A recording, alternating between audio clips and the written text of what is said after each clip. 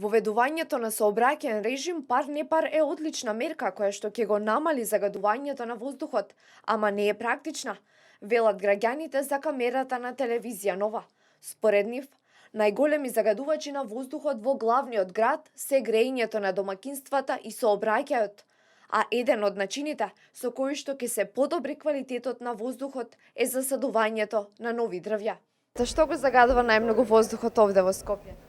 Не знам. Не знам, најверојатно дека е зима и поради грејењето, не знам друго што би можел. Обично зимно време е вака. Па мислам автомобилите дека у моментот затоа што старија автомобили се возат, а исто така индустријата веќе скоро у Скопје да не постои.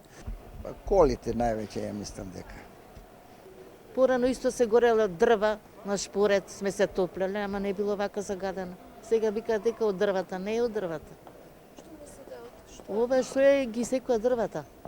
Нема прочистување на воздухот. Дали вие би возеле пар-непар? Да ти кажам, па не може тоа пар-непар. На секого му треба колата. Го слушнавте тоа што го предлагаат, можда е еден од добрите работи што би можело да се направи, да се воведе пар-непар и да се користат автобусите на превозот што го имаме во Скопје. Па не би, мене секој ден ми треба колата. Да. Зошто? Па зашто? Колку толку ќе се смали загадувањето. Воведувањето на сообраќаен режим пар-непар е една од мерките која Министерството за животна средина ги предложи до владата на Република Македонија од ресорното министерство. Апелираат и на користење на само 50% од службените возила. Со оглед на тоа дека загревањето на домакинствата е најголем загадувач во главниот град. Во таа насока, од град Скопје предложија сет мерки, меѓу кои и намалување на цената на парното грејење, проширување на топловодната мрежа, субвенционирање на граѓаните за набавка на печки на пелети и забрана за користење на нафта и јаглен за загревање на домакинствата.